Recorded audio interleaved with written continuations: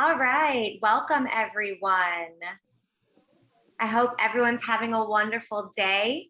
Thank you so much for joining us and being here for another installment of the statewide training initiative. Today we have an exciting training that's being brought to you all. This training is being co-sponsored by the Public Interest Law section of the Florida Bar. The particular workshop that was co-sponsoring this particular training is the immigration workshop of the Public Interest section of the Florida Bar. So shout out, thank you for co-hosting. And if anyone is interested in joining the Public Interest Law section of the Florida Bar, I will, once I'm sort of done talking here, I will pop in the email address for Laura Pichardo-Cruz, who helped put this together, helped gather our awesome speakers, and you can reach out directly to her about joining if you're interested. So, without further ado, I'm going to announce that we are here today for a training on efforts to document, I put in parentheses, to document immigrants. This training was approved for CLE credit. It was approved for 1 general CLE and 1 certification credit in immigration and nationality law, excuse me. And before I keep going, I'm going to turn on the closed captioning, which seems like every time I do one of these trainings, I forget something so far in the beginning. But all right, so the closed captioning should be on. And this is being recorded. A copy of the recording will go out to everyone who registered. Even if you weren't able to attend live, you will get follow-up materials with this recording, the closed captioning, and any other materials, whether that be the presentation or anything that our presenters are willing to share with us. And we also want to encourage you throughout this training to ask questions. I'm sure you're going to have them because this is a topic that is really interesting and really important. So if anyone does have any questions, the best way to get those over to the presenters is to drop them into the chat. I will be monitoring the chat. I will make sure that your questions get read out loud to the presenters at the end when we have some time for question and answers. You can also drop them in the Q&A, anything that works for you, chat, Q&A, and you can also DM me if it's easier for you to come off mute to ask a question. I can work with the settings that we have to make that happen during the Q&A section. Well, I don't think I'm missing anything else other than moving along to introduce the incredible speakers that we have here today.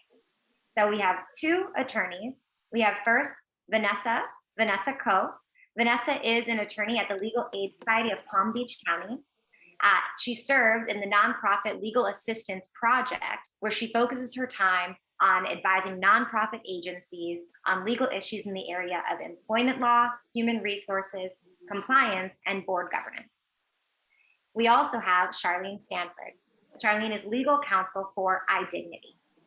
In this role, Sharelene diligently represents clients in obtaining government-issued identification documents. She oversees immigration cases, assists clients in replacing original immigration documents from the United States Citizenship and Immigration Services, and handles complex cases ranging from name change petitions to delayed birth certificates. They're going to have lots to talk to you about here today, so I'm going to stop taking up their time, and I will turn it over to Sharelene to get us started.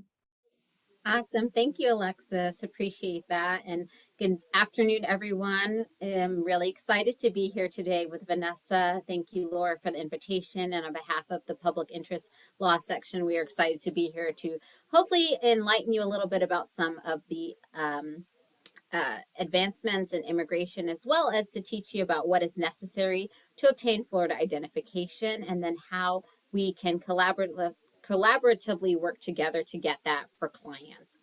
I'm going to have Alexis go ahead and share slides with regard to iDignity and our mission and the services we provide for clients. And then I'll also be able to take a deeper dive to explain to everyone the Real ID Act and how that really is vital and plays a role with regard to clients being able to obtain their identification documents. So iDignity itself is a nonprofit that's based here in Orlando. in Orange County, Florida. And what we do is we were started in 2008, and we provide services for clients who are primarily of the homeless population, very vulnerable. Maybe they're just coming out of incarceration. Perhaps they're dealing with some type of domestic violence, human trafficking, mental health, physical health. So it's a whole, you know, start to finish in terms of the clients and what they're going through. So clients that are just experiencing different forms of abuse, different forms of barriers that they're trying to face, and they're trying to get access to social services. So that's where iDignity comes into place with regard to helping them to cross those barriers and to become self-sufficient. So really what our focus is for folks to become Real ID compliant. And so what that means basically is that in 2010, Florida enacted the Real ID statute, which means that in order for anyone that's living in the state of Florida to become Real ID compliant, you have to have 3 different things. And the first thing you're going to have is your proof of legal status. So proof of legal status is going to be that you have to present to the Orange County tax collector or the tax collector where you're living that you are here in the U.S. legally. So what that means is you might have a U.S. birth certificate that's an original or a certified copy. You may also have a U.S. passport that's current or recently expired. You may have what's considered immigration documents. So in this case, you might have an actual I-90 or your permanent resident card, so your green card that you have that's valid and current that you can present, or you may have a citizenship certificate or a naturalization certificate, which means that you have the original or certified copy of that document in order to prove your legal status. Another item may be a consular report of birth abroad. What that means is if you have a client perhaps that was born overseas because either mom or dad were serving in the military, they would be able to derive citizenship from their parent, and they would be able to have the parent, let's say, they were born in Germany and mom and dad are U.S. citizens. They would be able to have mom or dad apply for their citizenship through the U.S. Embassy in Germany by a certain age. And if they do that, then the client or the child would be able to derive citizenship through the parent. And so that would be another proof of legal status you can present to the tax collector. So we have a birth certificate, we have the consular report of birth abroad, we have an immigration document, and then we also have the U.S. passport. So those would be ways you can prove that you're here legally in the States. The second thing you're going to want to have is your proof of Social Security. So what that then means is you're going to either have a copy of your Social Security card, or you'll have the original Social Security card, or even the Social Security number that you can present to the tax collector. So the tax collector has different self-certification forms that you can obtain when you go to apply for your Florida ID or your driver's license. And one of them is that self-certification of Social Security that's available on their website and also in person. So what that means is you would simply be able to fill that out with the name, date of birth, the client's signature, and then the Social Security number, and you would be able to present that as a proof of social. Or if you had any type of tax document, a W-2, a W-9, a pay stub that has the client's Social Security number on that, you can use that as well. The third thing you're going to want to have is proof of residency. So you're going to want to have hopefully 2 pieces of mail with the address the client wants on that identification card. So whether that is a lease that you have, a utility bill, voter registration, if you have any type of credit card documents, financial documents, anything from the tax collector's office or the Social Security office that you can then use to present to the tax collector saying this is, oh, thanks, great, Alexis. That we'll be able to go ahead and say that this is then proof of where the client is living, right? So sometimes what happens is clients will get mail from different places, so you can also produce that as well. In some situations, if you don't have the 2 pieces of mail and you just have a lease, like you just moved to a location, you don't have enough mail that you've received yet, or you haven't received anything at the new address, you can go ahead and fill out that self-certification form as well. So similar to the certification for your Social Security, but in this case, it'd be a self-certification form of your address, actually getting to write down your address, and you could use that self-certification along with the other piece of mail, and that would then be suffice for the 2 pieces of mail that you can use to present to the tax collector. Excuse me. The last thing that's very subtle and that a lot of people sometimes run into issues with is that in addition to having your proof of legal status, your proof of Social Security, and then your 2 pieces of mail, there has to be name consistency on all those documents. So what that then means is that if you go to the tax collector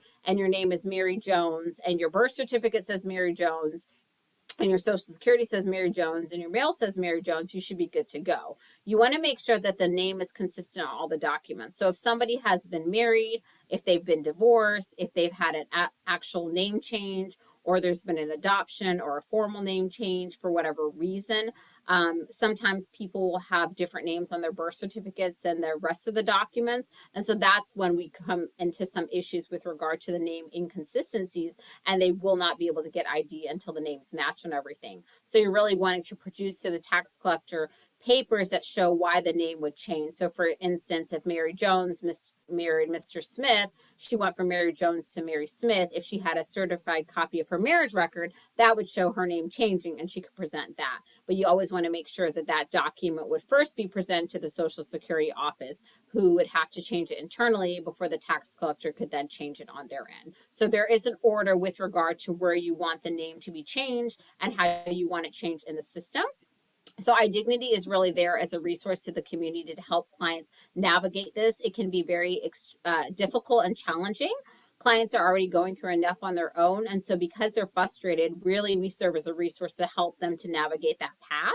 11% of people in the United States don't possess valid photo ID. So what that means is current identification, even if that's from a different state. So sometimes what will happen is you'll have a client come to iDignity with identification from another state, which is fine, but they want to go ahead and get Florida ID. And you're going to have to be able to go ahead and present those documents we just talked about with regard to getting the Florida identification and making sure that you produce those documents to the tax collector's office. Now, the great thing about becoming Real ID compliant is that once you reach that gold star status, you can go ahead and look on your license. And this is kind of a cool thing just to check if you are gold star status. If you look at your license, your ID, you'll see a gold star on the top right-hand corner, which means that you've met that threshold. So once you achieve the gold star status, you don't have to present those documents again unless you were needing to change your address because you're moving and you'd have to produce that new mail, or you were changing your name, you'd have to produce the documents that say, you know, this is why I'm going from this name to a different name, and be able to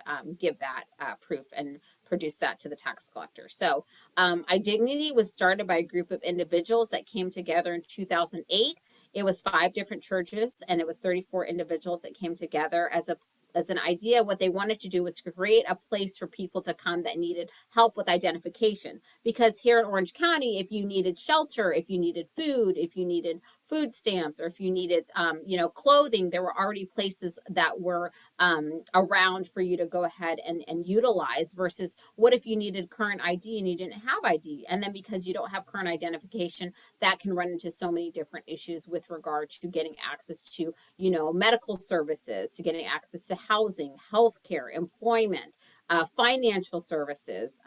For those that are, trying to produce legal status, if you don't have identification, then that can then, put you in jeopardy with regard to saying, okay, I am here legally. How do I present that? How do I prove that? Especially with our immigration clients. So that's where the idea founded, and we work with a lot of different agencies here in Orlando. So we do work with the Department of Health for those who need a Florida birth certificate. The tax collector's office is wonderful in terms of a great support for iDignity to have our clients go there to obtain the identification, and we are able to provide vouchers for those clients so that they do not have to incur any costs to get the ID. We also work with the Social Security office. For those that are curious, the office just opened back to the public on April 7th, so that's a great thing.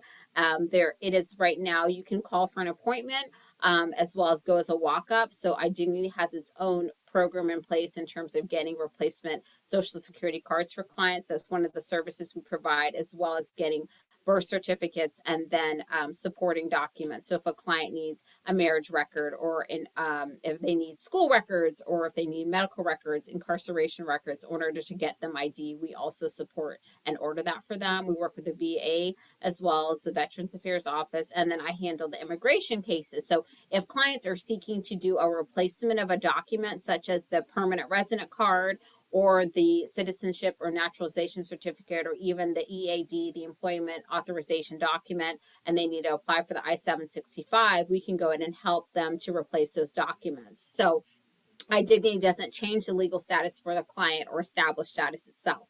If that is the case for clients that come to us, we do not just turn them away. We're then able to give them referral letters to different immigration partners and agencies that we work with directly, so they can go ahead and make sure that they're still getting the services they need. If they came over and a client says, I was here on a work visa or a tourist visa and it's expired and now I need to go ahead and get status again because I need my ID, iDignity won't handle that, but I'll go ahead and say, there are different agencies we can refer them to be able to get those services. And that way they're just not left alone. And at the time where they do get the proof of their status, we then can say, okay, have the client come back to iDignity so we can assist him or her with then getting their identification documents. So it is a warm handoff with us then leaving the case to be able to be open again for those clients to come. So really our mission statement is that we were created to ensure that all U.S. citizens as well as legal residents have access to their identification documents, and we want to maintain the integrity and security of identification at all costs, and making sure we do that by restoring dignity and hope while providing identification to our clients. So what that then means is making sure a client is able to get valid current identification, but we also want to be very careful in applying for those documents that we don't, of course, compromise the client's identification or do anything that's going to involve any illegal activity or any fraudulent activity, and we take the security of their identification very seriously as well. So this is what the operating model looks like right now. iDignity used to operate on a monthly scale, which means that we would have our monthly events one time at the Salvation Army here in Orange County downtown. With COVID, we've now shifted, and as of August 7th, 2020, we've now moved to the small model, which we call Jackie's Place, in honor of our founding attorney, Jacqueline Dowd, who was a champion for civil rights and human rights, and just making sure she worked with our clients so zealously and so compassionately. And sadly, she passed away in November of 2020. So we've named this little small house in her honor, where we operate 2 days a week to serve our clients. This is called Identification Service Days. So instead of the clients going to the monthly event, they now attend here, and they'll be able to get services. So depending on when they come in, we do a comprehensive initial interview, or a CII. So just think of that as an intake and a legal interview to identify what documents a client needs and how we can assist them. Are they needing identification? Are they needing a birth certificate, a social security card, an immigration document? Or is their case complex where they have to work with an attorney to do a name change, a delayed birth certificate, or perhaps get a corrected or amended birth certificate? So we handle all of that initially at the ISD, and we also are able to take clients virtually and do those appointments virtually, and then have them come in person or mail them documents if they're unable to, with regard to getting the actual signatures for some of these applications. We work with a lot of different organizations in Orlando. We're very fortunate. So anything ranging from Bridges, Aspire, the Coalition, Goodwill, the Rescue Mission, Salvation Army. We are just constantly amazed and just really inspired by these organizations. So they're able to send clients our way, and we're able to then work with them collaboratively in order to say, how can we best serve the client? And the case managers play an instrumental role with regard to keeping in touch with clients as well. So think about the clients we're serving. There's not always current phone numbers or email addresses. So we'll be able to touch base with the client's case manager to make sure we can say, hey, we have a document ready for the client, or they need to come and sign something, to make sure they keep in touch with us. So that's been working out very well. So we had actually 25,000 clients that have been served as of this past year, which is amazing. So we're very, very proud of our model, and we're hoping that we will be able to continue to expand upon that and grow. We are right now working on a growth committee, just trying to see what we need to do in order to replicate our services throughout Florida and hopefully the US at some point, in terms of providing services that iDignity offers to other communities outside of just Orange County. And so that's been wonderful with regard to getting people in place and plans in place to try to see how we can best accomplish that over the next few years. Right now, when people ask about the cost and the time that we donate to our clients, it is about an average of $300 and 4 hours of volunteer time. And that would be considered an average case. So you're going to have cases where if it is an immigration case or it's an attorney complex case, it's going to take longer and it's going to take more, involvement. But for for the most part, that would be ordering someone's birth certificate, social security card, and then getting them identification. So that's one of our amazing volunteers that works with us. We are very fortunate to have a group of volunteers that work with us and that also volunteer with us as well. So they're helping with the ISD and they're helping behind the scenes with client phone calls and making sure that our clients are getting the necessary documents that they can with regard to helping them order documents and getting them to be able to get served in person. So just as able to take a look at the impact that iDignity is making with regard to folks that come to us that don't have ID, that are considered homeless, that are going through disability, we're able to then make sure that once they get identification, it's the key that opens the doors for all these access to social services. So if someone is then able to get, proof of their means tested benefits, if they need social security benefits, if the person is needing, food stamps, if they're needing some type of Medicaid, if they're needing to enroll their child in school, if they have to have proof of their housing and they're working with HUD, if they're needing to go ahead and secure employment and they say, hey, I have my ID, but now I need a birth certificate or I need my social security card so I can actually go and work. So that's really inspiring for us and making sure that the client gets what they need, especially during COVID. The last 2 years, we want to make sure clients are getting treated fair and with respect and dignity and getting access to healthcare. So if they need to get vaccinated when the vaccines came out and they were trying to make appointments and people were trying to make sure they got proper treatment, or if they need, proper medical attention, if they need access to their prescription and their pharmacy and treatment so that we can make sure it's a continuum care. So all of that is critical. We work with a lot of veterans as well to make sure that the clients get what they need, that the veterans are getting their paperwork so they can make sure that they continue with care, both physical and mental, and get access to all of that. So really our hope is to continue to make that happen, and that will then lead to them becoming, self-sufficient, then giving back. A lot of clients will say, how can I volunteer? How can I give back? We want to make sure that it is a multi-purpose with regard to the impact that we're making on our clients so they can go ahead and begin working. They can, seek employment. They can seek housing. They can become self-sufficient and make sure that they're then providing for themselves and their family. So that's really important to us with regard to our mission statement as well. And so I want to talk to you all about, right here, we do have the support of Mayor Buddy Dyer, who's one of our allies in the community, but specifically for our immigration clients, there's a lot that can impact them in terms of how they can get identification. And so I want to be able to dive a little bit deeper into that. Vanessa, do you want me to go ahead and do that and then turn it over to you? Sure, whatever you think is best. It's fine if you want to keep going. Okay, perfect. So I just want to make sure we're good. So with regard to our immigration clients and the access to identification, a lot of times the challenge is clients will come to me and say, I have lost my green card, I have lost my citizenship certificate, and I need to get ID because I need to go to work. So what we'll then do is assess the client. I'll meet with them individually and we set up time so I can go ahead and see what documents does a client have. So that varies depending on every client. It's a case-by-case situation. So a client may come to me like today and he had a copy of his green card and a copy of his social security card, which was great to get the process started. Other clients will say, I don't know anything. I don't know my alien number. I've never had ID. I've lost everything because I've moved or things have been stolen, whatever the case may be. So really what you have to do is then assess the client's needs and try to figure out the best way to get identification documents for them in the meantime. So what we're able to then to do is apply for the replacement of the documents in person with the client, right here in the office, and then fill everything out for them. So if I'm filling out the PRC application for their green card replacement, making sure to fill everything out to the best of our knowledge, making sure the client's able to review that document and the client can attest to say, okay, this is true. And then for our clients specifically, because of the costs involved with the application fee. So right now, to get the permanent replacement card, it's $540, which is a lot of money. And clients are already going through a lot. So most of them, 9 out of 10 times, they're not going to have the finances to pay for that. So what we then say is, what can we supply to USCIS as a fee waiver document that would be sufficient? So what that means is, are they receiving food stamps? Are they receiving Medicaid? Are they receiving SSI?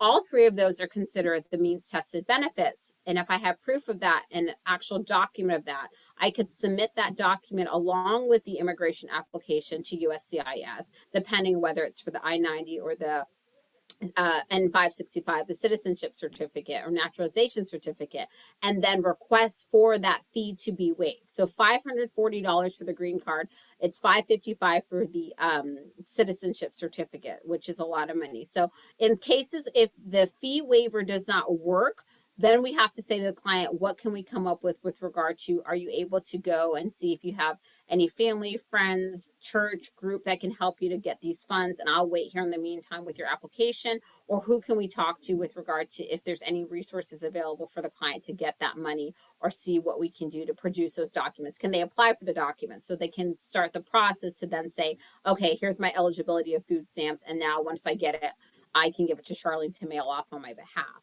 Once we send the application with the proof of the means tested benefit, if they don't have that, and a lot of our clients are homeless, what we also do is a homeless verification letter. So what that then means is I will ask the Salvation Army or the Coalition or Matthew's Hope or the Samaritan Resource Center for a letterhead stating the client's name and date of birth, and that the client is not working, they're unemployed, and they're homeless.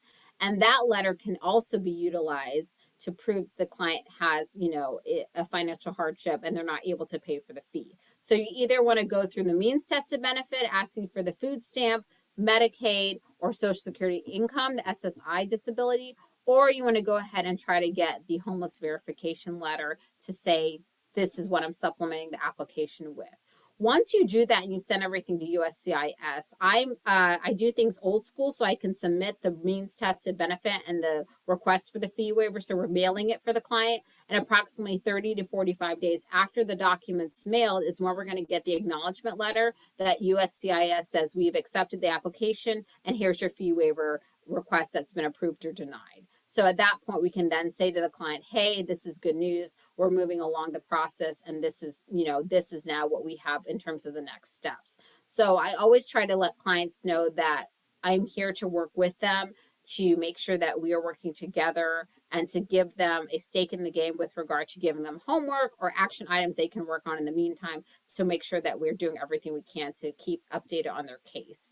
The challenging part is when we have to do the waiting game, because right now it takes an average of 6 months, sometimes 12 months, sometimes longer to get the original immigration document in the mail. So it's a long time for clients to wait, and it's hard for them in the meantime to just, not be able to work or not be able to have access to certain benefits. So what we usually do is make sure to keep them in constant communication with anything we receive back from USCIS. If we get a biometrics notice for fingerprints, as soon as I get that, it's already automatically scheduled. We'll give that to the client. I make sure the client goes to take updated pictures for their green card or their citizenship certificate, and we have a voucher that will pay for that for them. We also want to make sure that the client is, we can give them a working on it letter to provide proof that they are an identity client, that we're working with them.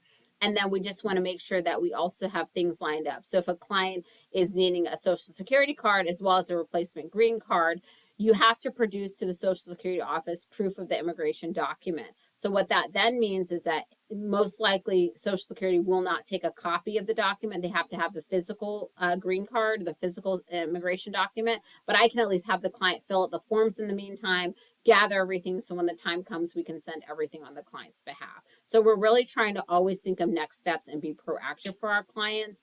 The most challenging thing is that what do clients do in the meantime if they need identification and they have to wait on the immigration document? And that's going to depend on if the client's ever had Florida ID before. If a client's had Florida identification before and they're in the system for the Orange County tax collector, there may be a way for a client to be able to get conditional ID or a temporary ID in the meantime. It just depends on what's in the system for them, meaning what has the tax collector then been able to scan for their case? Do they have any proof of their citizenship, or do they have proof of their legal status that's been scanned in the system through the tax collector's office? And then the tax collector may be able to cross-reference and check everything and say, okay, they are applying for the replacement versus the initial document. We may be able to do something for them. So that's very critical as well. Or if a client is needing some type of immigration documents, I can contact the local office here for USCIS to be able to go through the attorney line to say, you know, I have documents for the client. What can I produce to you? They might want the G28, so the notice of attorney, as well as our legal agreement, and be able to then help the client with some documents with regard to if they have an upcoming, ERO appointment for enforcement removal operations, or there's something they need to do to check in once a year in order to get their status cleared through the tax collector. So we want to make sure we try to take a deep dive to help in that way as well. So really that is some of the examples that we work with clients in terms of when we run into some issues with the immigration clients. But like I said, there's always the opportunity that if we can't initially help or serve, we're going to do the referral and then have the door open for the client to come back. And then hopefully the goal is always to get them their identification documents and to become Gold Star compliant, but then also to make sure they have what they need to then get access to those social services. So I'll make sure to turn it over to Vanessa to go into a little bit about what she does, which is amazing in Palm Beach County. And then of course, Alexis, if there's any questions, I'm happy to answer those as needed and as we proceed. Awesome. Thank you so much, Sharelene. And My pleasure. Vanessa. Thank you, Vanessa, for getting our PowerPoint up. I wish I could Thank you, Vanessa. It was Vanessa. I had no idea when to hit the button, so I did my best, just so you know. I did try, but I feel like I was off beat. But no, you were perfect. Thank you so much. Thank you both. Okay. Well, thanks for that introduction. And Sharelene doesn't know this yet, but I have a tough case that I'm gonna be calling her about now that I know she exists. This woman has gone through Lois Frankel's office even and has had no success. So I feel like this is meant to be, this connection. Happy to help. Happy to help. Yes, thank you. Even though she's not in your area, can you help for someone who's in Palm Beach County? So yes, that's a great segue. So right now we do have offices in Volusia County, Osceola County, and Seminole County. But if you have a client that is somewhere else like Palm Beach County, go ahead and just contact me. I'll make sure that Alexis, leaves you all information. But yes, go ahead and contact me and see what we can do to help the client, at least to start the process, and then see if there's a legal aid societies in different counties, because identification is a very unique space. Happy to at least get the ball started and see what we can do and give some recommendations. Absolutely. Awesome. Thank you.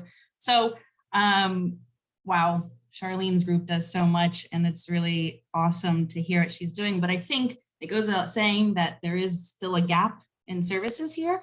And the gap is for folks who simply will never qualify for ID cards through the state or through federal systems.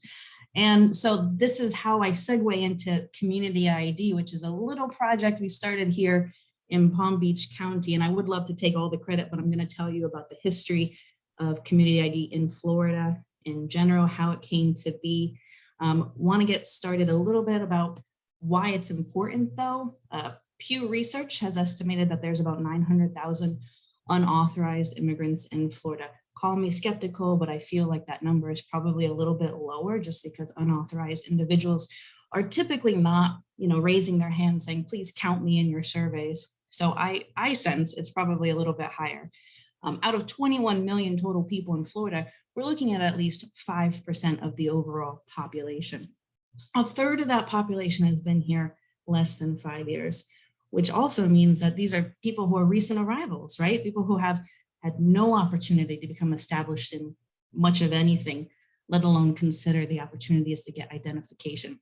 So somebody who is recent or somebody who is unauthorized to be here, no work permit, not a resident, definitely not a citizen, how are they going to access any services without an ID card? Now, I'm not talking about, state and federal benefits like health insurance, like food stamps, things like that. I'm talking about things that are a lot more simple. How do they go to pick up their prescription at the pharmacy without an ID card to pick it up? How can they pick up their kids from aftercare? How can they visit a loved one in the hospital? These are the sort of services that the folks that come to my project are looking to gain. Now, one area that we didn't anticipate being such a big one is how do you interact with law enforcement when you're too afraid to interact with law enforcement? I am also afraid to interact with law enforcement sometimes, and I have a valid ID card. So if I didn't have anything, imagine the fear that would go through your mind as you're just trying to report a crime or be a witness to something and give a statement. Now, this all really started with Gainesville. Gainesville is the real OG here, and they deserve all the credit because they started a community ID program maybe 10 years ago. And if there's anyone here from the Gainesville program, please feel free to announce yourself at some point in the comments, because you guys have been killing it for a while. We didn't start until March 2019. And as much as I'd love to take all the credit for a great idea, I can't.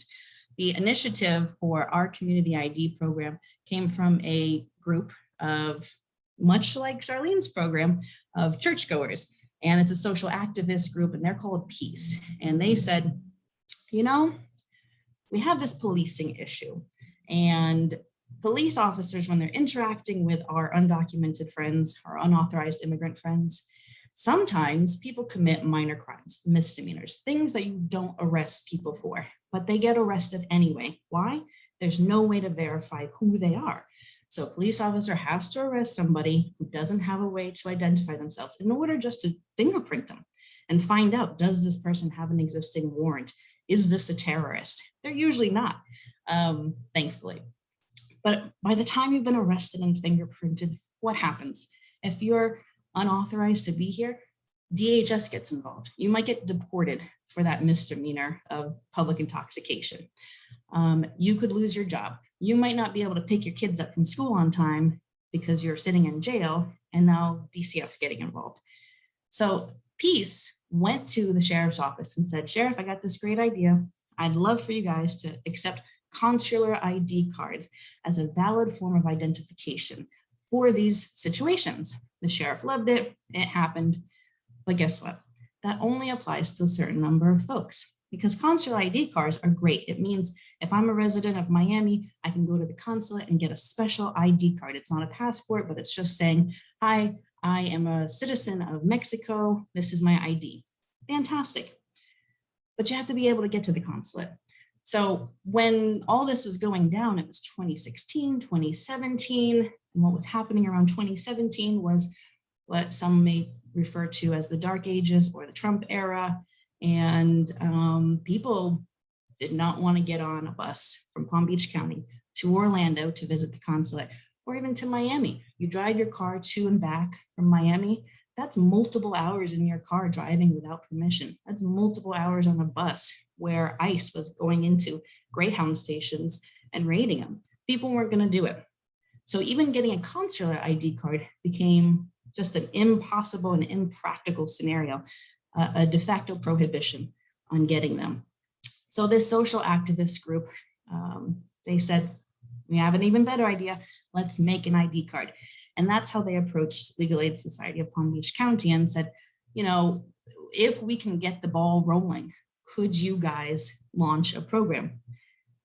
Yeah, absolutely. Because this is the same population we're already serving, you know, like we're already providing services in the form of fair housing, possibly immigration, wage dispute. We can see the impact that not being able to have any form of ID has on a person's life. So adding this to our roster seemed like it just made sense. So we launched officially in 2019. At the beginning, in maybe 2018, we had some support from the county commission and from the sheriff. But sometime in 2018 and definitely in 2019, there became this fear of being associated with sanctuary city terminology. So pretty much every city, every police department didn't want to touch anything that looked like the concept of sanctuary city. It was just not the right time for them. And so we lost all support. And the decision was made to just kind of go ahead and do it anyway. To heck with the sanctuary city, we'll just make our own. We did find one city to provide some seed money, and that was the city of West Palm Beach, and they were awesome and amazing for doing that. So we were able to launch in 2019 with only one city committed to accepting the ID for city purposes. So that included their library, their police force, basic city services. we're still going. And we have now officially gotten county support and sheriff support as of last month. It's taken all of 3 years to get the county and the sheriff's department, which is our largest policing force in this county, to recognize the ID form as valid. Broward County launched a program last year, and I think they had their first ID event a couple months ago. Miami also launched last year, and I've gotten calls from Tallahassee and a couple interested people in Orlando, and I would really love to see one day just, you know, a community ID card all throughout the state. I think that would be fantastic. This is generally what the ID card looks like. Obviously, this is not a real person. This is a cartoon, but we created this with, you know, the heading Community Eye of the Palm Beaches. That's our program. There's a unique identifying code. There's a name, address, birthday, and an expiration date. We set expiration dates for 1 year. And the reason we chose that was because it's a transient population by and large that we serve. So we wanted to make sure that if police were ever going to accept this, they would have something that is as much current data as possible. On the back, it says this is not a government issued ID. This is really important part for us to add so that we don't give anyone any hopes that they're getting some sort of, you know, license, some sort of immigration document. You're getting essentially just a piece of plastic with your photo ID that somebody has agreed to accept. You know, if somebody has all the documents that they need for a state of Florida ID, we tell them you're far better off to go get the state of Florida ID. Don't waste your time on us, kind of, because it's not going to give you the same rights and privileges as a state of Florida ID can. We have a process, and this is a screen from our orientation, which I'm going to talk about. And we have a process that was established out of a program in North Carolina. To my knowledge, the Gainesville program also uses this. Broward County uses it because we trained them. And I think Miami would also use it. I'm not entirely sure at this point. But we have a 5-stage process in how people can get an ID card. What we do is, much like iDignity's once a month program, we host events. We used to do it one big one a month pre-COVID, and now because of the numbers of people that would be in that, we have spaced them out to like much smaller ones, multiple small ones a week. And so the process is, number one, check-in. We give them several pieces of paper, which I'm going to show you in a little bit, with just basic information that they need to fill out. They are personally escorted to a chair where they sit, and they wait for everybody else to be escorted to the chair. In that time, they can fill in their paperwork. Then everybody sits through a 20-minute orientation, no exceptions. If you show up late, you're not coming in the door. You have to wait for the next session. And the reason for that is we want everyone to have the exact same information at all times. Nobody has an advantage or disadvantage over anyone else here. So we present in English, in Spanish, and Creole if necessary. And the orientation is really just a lot of what is this good for? What is it not good for? Where can you use it? Things like that. And so this is one of the slides from our orientation. So where most people find it useful to use is, again, law enforcement. It's not going to keep you from going to jail, but it does help the officer in making a decision about whether to issue a citation or not. And also helps people feel comfortable. Like that victim of a crime is going to feel a lot more comfortable talking to law enforcement if she doesn't feel like she's going to get arrested too. Being a witness and providing a statement, like if you've ever provided a statement, usually they want to be able to find you again after your statement. So how do you do that? You give your ID and they write down your address for somebody to send you a subpoena or something. So people feel more empowered in their interactions with law enforcement. We bring law enforcement to our orientation and sessions so that they can give presentations and make people feel like this is your community too. Just because you're not a citizen or a resident doesn't mean you're not entitled to the protection of law. So people really enjoy that. It's also for city purposes. So depending on the city, you can do multiple things with it. Certainly a library card.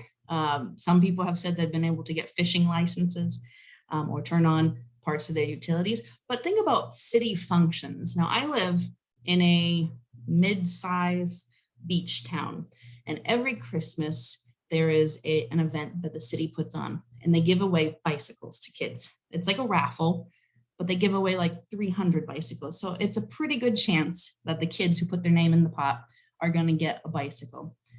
However, you have to have an ID card in order to put your name in there. So mom or dad or guardian has to be able to show an ID card. So the kids whose parents who don't have an ID card, typically the ones who are already missing out on the majority of services available, are the ones who can't show their ID. So just little things like that are so impactful to the community members.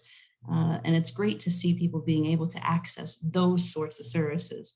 We're not going to ever be able to get people the right to vote, and we don't want to, but it's really nice to get a kid a bicycle at Christmas and know that you had a hand in that. Healthcare centers, excellent place to use your community ID card. Most places just need something, right? Most pharmacies just need something to pick up your prescription. Being able to pick up your kid from school, sometimes registering. Now, our district, I believe, says that you don't have to have a valid Florida ID or anything like that in order to register. Some districts aren't like that. So it all depends on where you are. And being able to open a bank. We have one credit union which has confirmed that they will accept community card as an official document to open a bank account. This is big because of the population that we're working with is often the victim of crimes because they can't open a bank account. So all of the money that they make in the week is sticking out of their pocket on their way home on payday, and they get targeted. So if you're afraid to report a crime and you're often the target of a crime because you're not able to have a bank account, imagine the kind of life that you have where you're constantly at the mercy of predators. And of course, cultural arts organizations' ability to get into an art museum, or like I said, the library card, those things become so impactful on people. And so it's really fulfilling to be able to see people just being able to be a member of the community. Now, having said this, we also tell people this is not a government ID. It's not a driver's license. It's not an immigration document. It's never going to help you get immigration status on anything. And it's not going to protect you from getting prosecuted if you do commit a crime. And we always tell people it's best to have a Florida state ID or passport if you're eligible for that. So once they've sat through the orientation, one by one, people get shuffled over to what we call the document checking station. So that's our third station. Now at this station, we have a table that's manned with people, volunteer attorneys, and paralegals, and they go through meticulously every document that's needed. This is not a giveaway card. This is not just show up and say, hi, I'm Vanessa Coe, I'd like an ID card. You still have to show who you are. The requirements just aren't as rigorous as it would be for a Florida ID card. So we will take your expired Mexican passport and compare it to your proof of address or your foreign national ID card, or even if you have an old driver's license or current one for that matter from a different state, from Florida. All those things could be used to verify your identification. We also then check your address, utility bill, bank statement, medical statement, current lease. It has to be current, and the mailings have to be within the last couple months. Those things go into being able to say, I'm Vanessa Coe and I'm a resident of Palm Beach County. And if then, and only then, that we have these documents, will you move on to the next station? We don't, tell people take a hike, you're not getting an ID card. But if they don't have everything, we're not going to issue them an ID card. So we try to work with people and say, okay, well, you can't prove your address, but what if you opened a bank account and then put it in your name and then got mail delivered? At that point, we'd be able to get you an ID card. So we do our best to work with people. And we do charge people, which is the next station. Station 4 is the payment station. And that's usually where I volunteer because since 95% of our population is a monolingual Spanish speaker, and I don't speak very good Spanish, I just stand there and take the $20 bills and say, see you next year. Then the 5th station is what we call our photo ID station. So this is where people turn in this document. So this is not a complete capture of it, but this is at least the top part so you can see. People just put their name, address, and date of birth on one form. Then they bring it back to us after they complete it and give it to us at the data station. We use that to put the information into the computer program, and then take their picture. If folks don't have all their stuff, we give them this document, missing document contract, which just says, I understand that I need to provide more information. We will let them finish the process because by then, some of them have sat in our room for hours waiting for this opportunity. So if they don't have anything, it wouldn't, it just doesn't feel right to make them have to sit for 3 hours again at another opportunity. So we give them this opportunity to cure their lack of documents within 90 days. We just won't send them anything until they do so.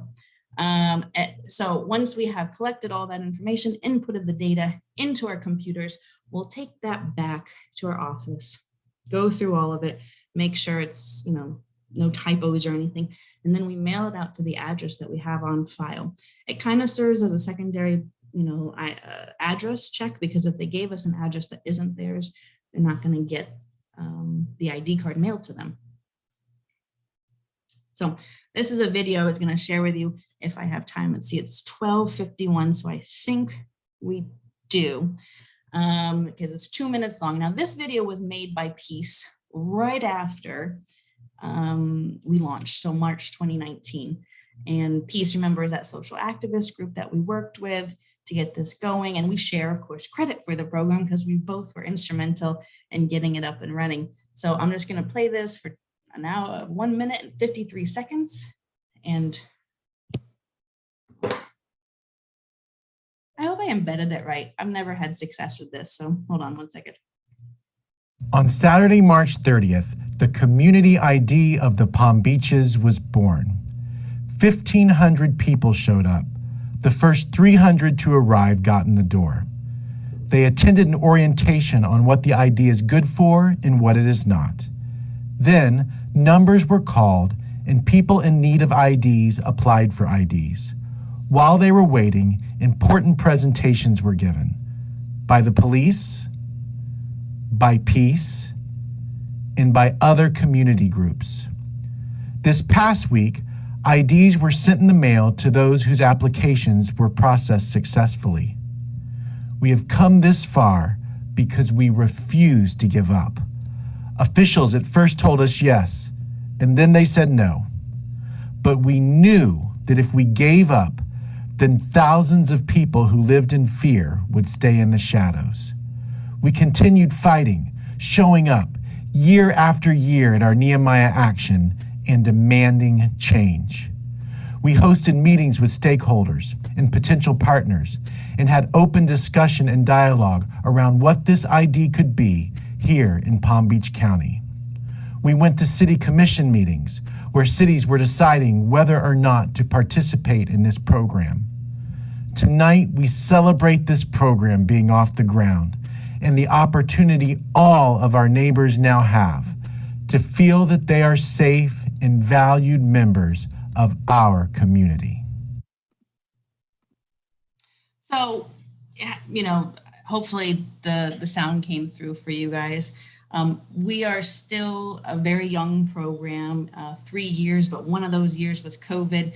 So it can be a little, tricky to say whether we've had immense success or not. We have distributed about 4,000 IDs by now in those 3 years to populations that typically stay completely hidden.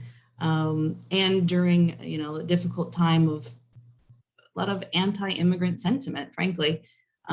So it's been really interesting to see the reaction to it, both from the community and from government leaders, people who should be on the side of everybody in the community, but sometimes are only on the side of the people who get the choice to vote. So we hope to continue and have some more successes, see community IDs spread a little bit more. Hopefully other communities can pick up on the great participation that folks feel when they feel like they're valued members of the place that they live. And we'll see how that goes. But if you know anybody who needs an ID card in Palm Beach County, Broward, or Miami, or Gainesville, you now know where to send them. So that's it for me. And if there's any questions, I think we're ready to take those. Well, that was awesome. When I hear both of you speak about all that you do, it really reminds me and hopefully all the folks listening about the daily struggles that folks go through just to have identity in this world we navigate. And it's easy to forget that when you walk around all the time with privilege. I can't speak for anyone else, but I know for me, it was very humbling to learn from both of you, really what it's like for folks out there. So on that note, I didn't see any questions come into the chat. I know that doesn't mean that there aren't questions that folks have maybe down the line or in the future. Actually, Alexis, I'm sorry. Yeah. I was going to say, I did answer one question. Hopefully that person was able to get the response back in the chat. So There, if, I see that, but we should read it out loud, and I think we should open that up. I'm so sorry that I missed that. Right when you said it, I clicked the Q&A and saw it came in through there. Of course. So do you want to address it, Sharelene? Would you like me to read it, or you want to read it out loud? No, I can go ahead and read. So this is from Nikita Powell, who just asked, how can we assist clients who do not have real IDs in their current IDs or if they've expired? Many elderly clients were born at home and don't have the types of birth certificates that are required for real IDs. So that's a great question. So for anyone that, for certain clients that they were born at home, probably during a time when there was no record of their birth, we have to go ahead and see if they qualify for perhaps an exception to the tax collector's office.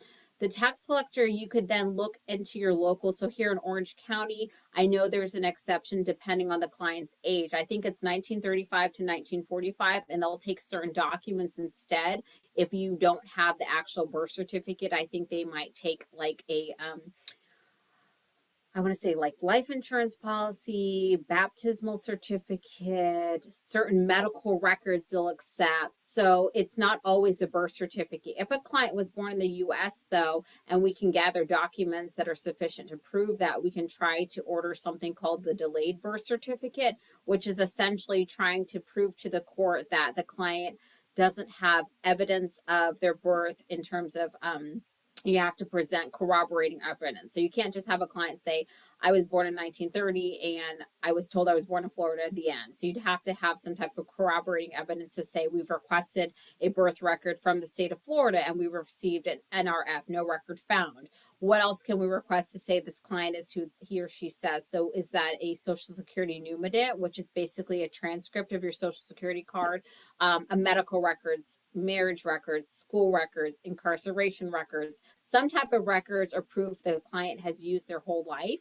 So there are different ways we can navigate that in terms of how to help those clients. But if there's no proof at all and they never had a birth certificate, then you have to apply for the court to create that birth record and then include the actual jurisdiction where the client was born. So even if it's outside of Florida. So that does get it a little bit into the weeds, but we are able to assist clients. So feel free to refer those cases our way, or at least contact me so I can try to help to maybe navigate a bit better.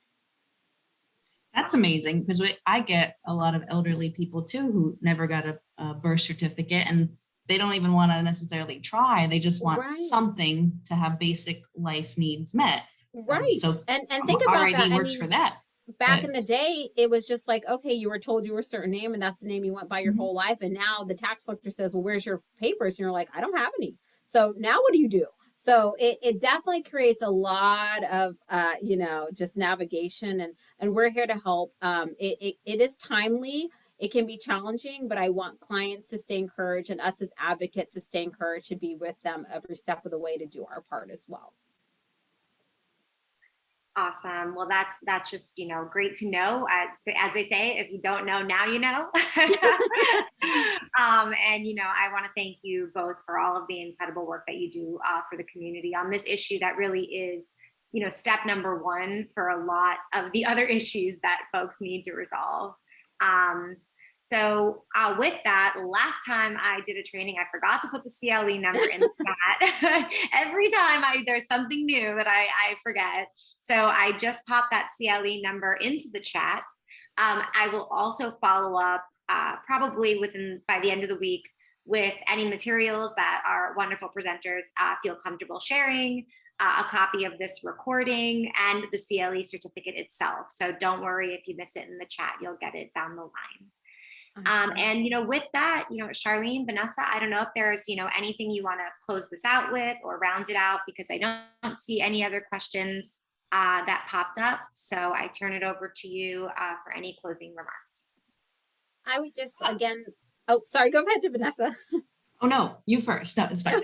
I was just going to say again, thank you everyone for participating, for joining today. I hope that it was beneficial with regard to learning a few nuggets of wisdom. And then for any complex cases where you are having with, clients needing their ID or needing their supporting documents, please know that even though it may take a little bit of time, every jurisdiction is different. So even if a client's not born in Florida, there is access, online to the vital records departments for different states in terms of where the client's born, whether I, as an attorney, can be the legal applicant or the client has to be the applicant. So I know it can be overwhelming, but don't feel like you're alone in this. Make sure to lean onto the village you have with regard to others in this space that we're working together to go ahead and cultivate and foster our relationship so we can really lean on each other. And I'm happy to help any way that I can. And thank you for allowing us to just speak with you today. And hopefully, feel free to reach out with any questions. And thank you, Alexis, for orchestrating this, and Laura and Vanessa. Yeah, no, this I think is great. We all take for granted the ability to be known in our community. So whether you are eligible for Florida ID or not, just having a piece of plastic that has your name on it can get you so much more than the rest of us. So if you have people that are struggling with that, I echo what she says, lean on your community, get resources for them. Their life will be dramatically improved by just being able to say, my name is, and here you go. Here's how I show it. But thank you for having us. All right. Well, thank you both very much. Thank you to everyone who attended. And we'll see you at the next one. Awesome. Have a great rest of the day and week.